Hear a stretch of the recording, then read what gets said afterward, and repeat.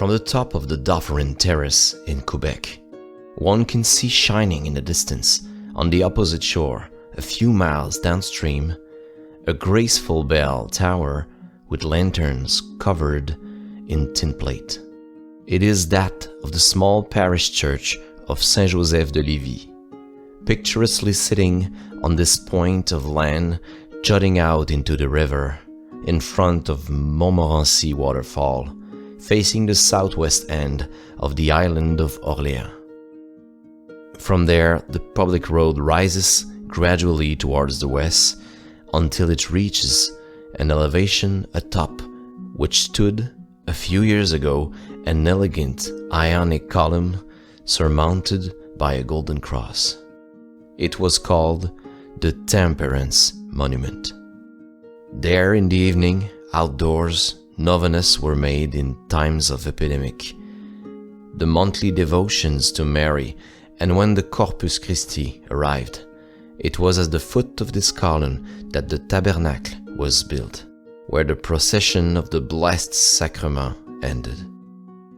We got there by the monumental staircase. A stone's throw from this place, on the left, there is a fork in the road, which was once famous. Let me tell you why. In 1849, the year when I followed the preparatory exercise for First Communion in the Church of Saint-Joseph de Lévis, I witnessed a very strange event.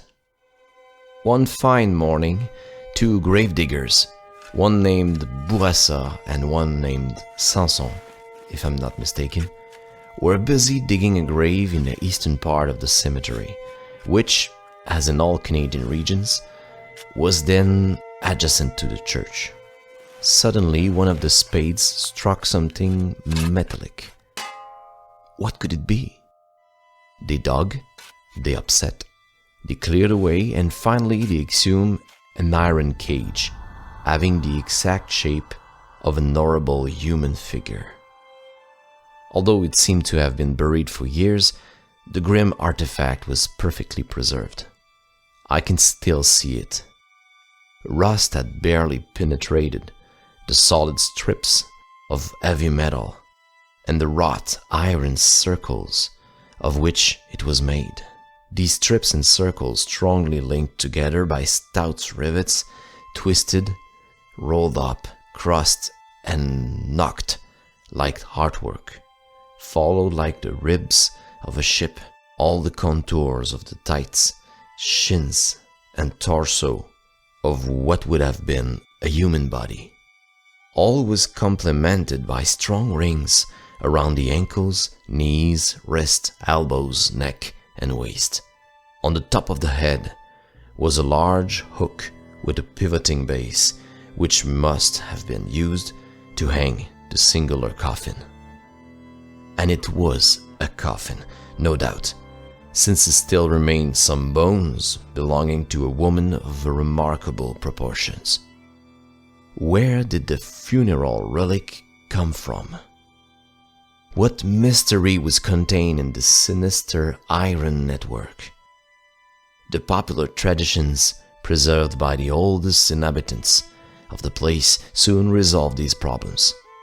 We had there, before our eyes, a dark witness to the barbarism of another age, the last vestige of a terrible judicial drama, which has become legendary to the mind of the people.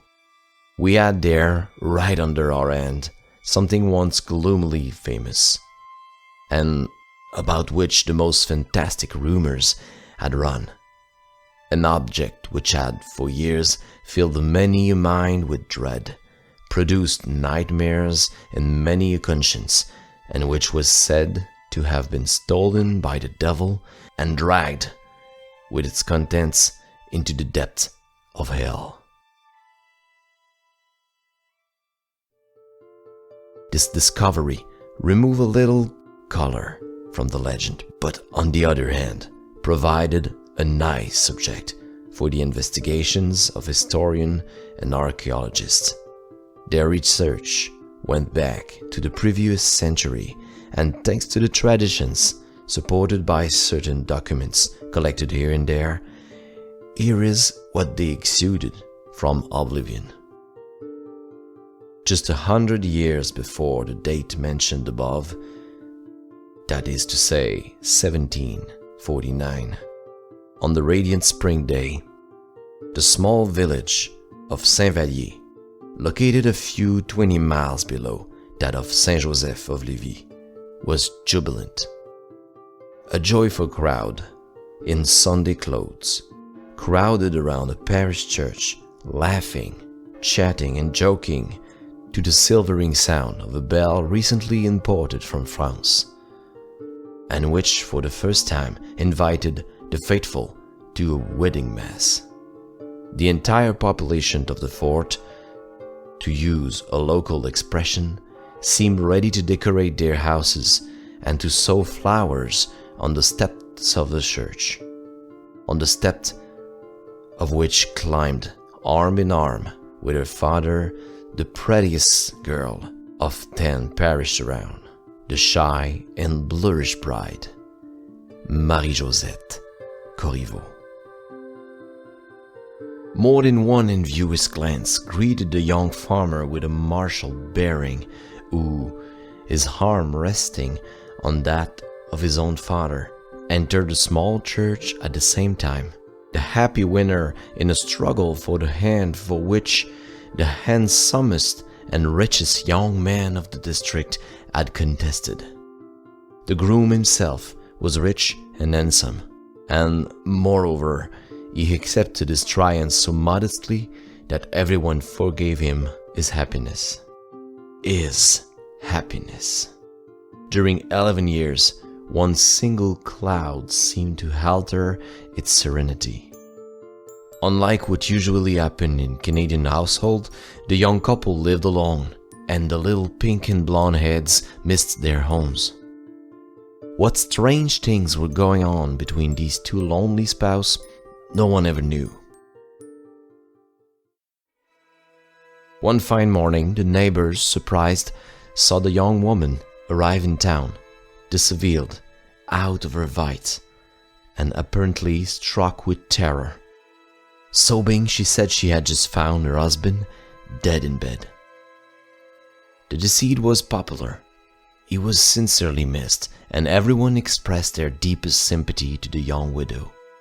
Her pain seemed so natural that no suspicion arose in everyone's mind. However, when she married a second husband, a young man by the name of Louis d'Audier, only 3 months after the death of her first husband, it caused a stir. The new couple was watched, but when 3 years passed without the occurrence of any unusual events which might confirm them, all of the local suspicions gradually disappeared, until on the morning of January 27th, 1763, someone found the body of Louis d'Audier in his stable, near the feet of his horse, his skull smashed by what appeared at first to be the animal's iron shoes. This time, the authorities were informed. A regular investigation showed that the unfortunate man had not been struck by the studs of the horse, but by an iron fork, which was found near the scene of the crime, still stained with blood. The first husband's body was exhumed, and it was found that his death must have been caused by molten lead having been poured into his ear, probably during sleep. New suspicions, circumstances followed one after the other, and soon for the murder of d'Audier, at least the evidence against the widow built up so overwhelmingly that no one had any shadow of doubt about her guilt. The trial took place before a court-martial, the only court then in existence in the country, which had been ceded to England just days after the crime. Something to remember is that the accused was tried on behalf of the King of England for a crime committed on French territory and, according to technical expression, against the crowd and dignity of the King of France. The evidence, although circumstantial, was conclusive. More than anything else, the testimony of a young girl named Isabelle Sylvain convinced the court, which was preparing to pronounce the death sentence, when an incident of the highest drama occurred. An old man with white hair rose from the audience and advanced towards the judges. "Stop, gentlemen," he said with a voice shattered by emotion. "Do not condemn an innocent woman. It was I who killed Louis Daudier." And the old man, melting into sobs, knelt down, adding, "I am the only culprit. Do whatever you want to me." It was the father of the accused, Joseph Corriveau, who, mad with pain, when he saw no other way to save the head of his daughter, whom he adored, had just sacrificed himself for her. We can imagine the effect of the scene. The person who seemed the least affected was the culprit herself. She coldly accepted her father's sacrifice and let the supreme sentence fall on the head of this martyr of paternal affection without protesting. Here is the authentic text of the judgment which was rendered in this famous case. It is extracted from a military document, property of the near family of La Malbaie. It's to Mr. Aubert de Gaspé, to which we owe this discovery. Quebec, April 10, 1763. General Order. The court martial, presided over by Lieutenant Colonel Maurice, having heard the testimony of Mr. Joseph Corriveau and Marie Josette Corriveau, Canadians, accused of the murder of Louis Daudier, and the trial of Isabelle Sylvain, Canadian, accused of perjury in the same cause, the governor ratified and confirmed the following sentences. Joseph Corriveau, having been found guilty of the crime imputed to his charge, is consequently condemned to be hanged. The court is also of the opinion that Marie Josette Corriveau, his daughter, widow of the late Daudier, is guilty of complicity in the said murder before the act, and consequently order her to receive 60 lashes with 9 straps on the back naked at 3 different places, namely under the scaffold, on the marketplace in Quebec, and in the parish of Saint-Vallier, 20 lashes at each place, and to be marked on the left hand with the letter M with the red iron. The court also condemned Isabelle Sylvain to receive 60 lashes with 9 straps on her bare back, in the same way, in the same places, and at the same times as the so-called Josette Corriveau, and to be marked in the same way with the letter P on her left hand. The old man's unexpected confessions had naturally destroyed the poor girl's testimony. Her statements were attributed to hatred against the accused. She was found guilty of perjury and sentenced accordingly.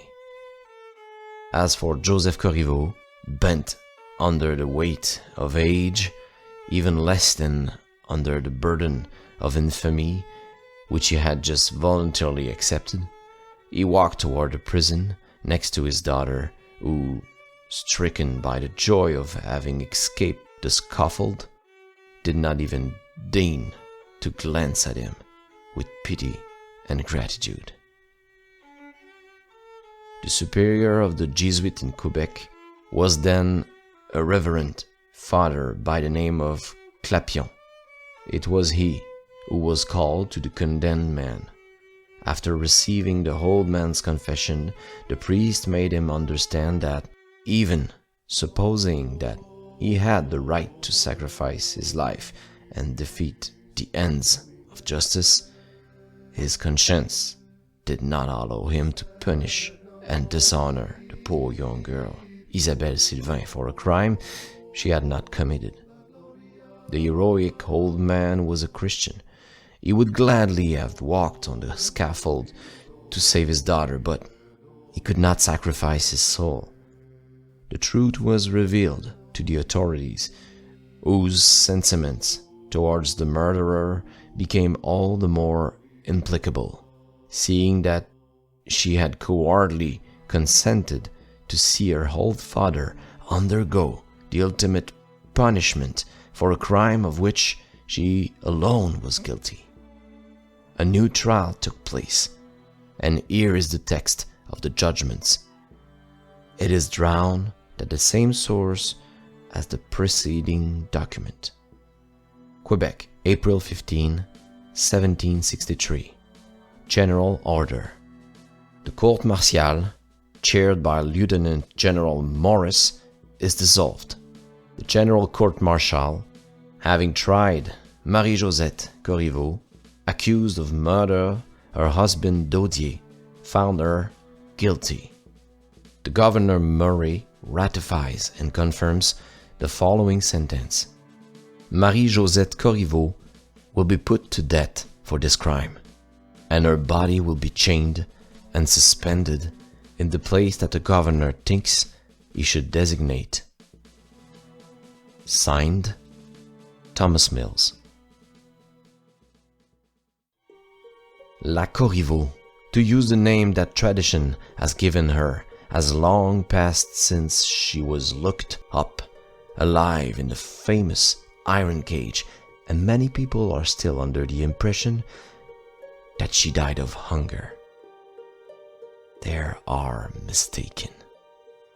She was first executed in the ordinary way, that is to say, hanged in the Plain of Abraham, which 3 years prior was the setting of the famous battle which conquered a territory larger than the whole of Europe for the dying King George II.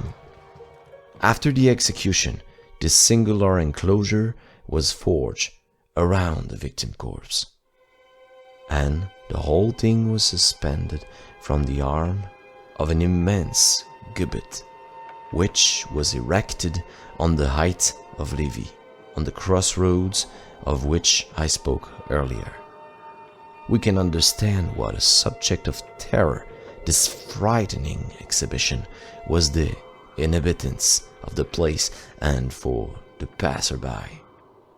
This corpse, surrounded by iron, which the birds of prey in night came to shred, which lamentably stretched its grotesque arms to the horizon, and which swayed in the wind, creaking on the rusty hook from which it depended, was soon the subject of 1,000 black legends.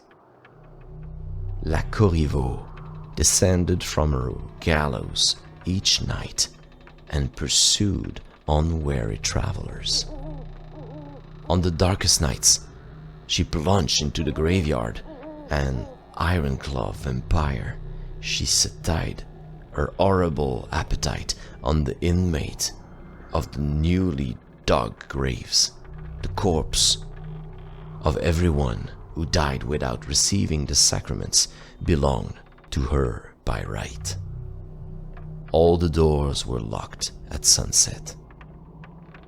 If it happened that a traveler stopped on the road to gaze upon the spectre, the ground he touched became cursed, and accidents of all kinds multiplied there, until the priest came to give a blessing and ward off the curse. Under the gallows, the grass was still burned to the roots. Les âmes en peine meet there, and devilish patrols sometimes held interminable sarabands there. Several trustworthy people had seen great black beasts lying there, whispering appalling secrets into the corpse here. They were dreadful werewolves who were said to be asking for marriage. In former times, so the stories go, especially on Saturdays, at the stroke of midnight, the gallows stopped creaking, and one could see some formidable phantom, God knows what, glide awkwardly in the dark night and advance along the cemetery wall, making a sinister clatter of chains and old iron with each step it took. Those who were still watching crossed themselves with trembling hands and knelt to stammer out a de profundis. It was La Corriveau on her way to the witch Sabbath, to join the wizards of the Isle of Orleans. At daybreak, she returned to her post and the gibbet resumed its dismal creaking. It couldn't last forever. One morning, La Corriveau did not reappear. Life is full of surprises. Word spread that the horrible contraption had been taken away by the devil. There was even a faint smell of sulfur in the atmosphere. The truth is that La Corriveau was not only a subject of consternation for the neighborhood, it had become a scarecrow for strangers. The inhabitants of Saint-Michel, Saint-Charles, Saint-Gervais, and other parishes down the river no longer dared to go to Point-Lévis and came by water to carry their food and do their shopping in Quebec. This caused considerable harm to the small traders and innkeepers in the place.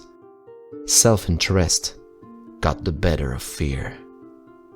Some daring fellows, less superstitious than the rest of the population, had detached the cage from the gallows overnight and had buried it with its content along the perimeter wall of the cemetery, in the small space reserved for the criminals and the nameless drowned. As was to be expected, the matter was kept secret for fear of the authorities. In 1830, when the parish church was destroyed by fire and rebuilt, the cemetery was enlarged on this side. This explained the presence of the strange relique in the interior of the consecrated enclosure. Quite naturally, the press being unfamiliar at the time with Marie Corriveau's true history, public rumor considerably enlarged its proportions. It was soon no longer only two individuals whom La Corriveau had murdered. The husbands increased, so well in number that when the cage was exhumed before my eyes in 1849, I remember hearing that La Corriveau's victim numbered 7 or 8, with great detail given as their age, their character, their professions, and especially the certain tragic circumstances which accompanied their deaths. One can imagine the crowds of visitors attracted by this curious discovery. It lasted a couple of weeks, but one fine morning we noticed that La Corriveau's cage, which had been kept locked in the basement of the sacristy, was again gone.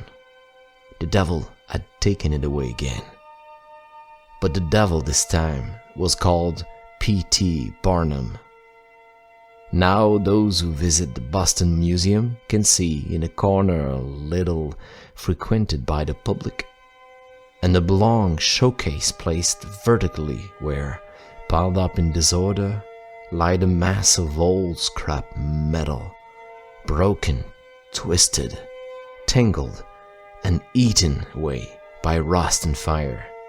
On the upper part of the frame, a small sign bears this inscription: From Quebec. This is all that remains of the famous cage de la Corriveau.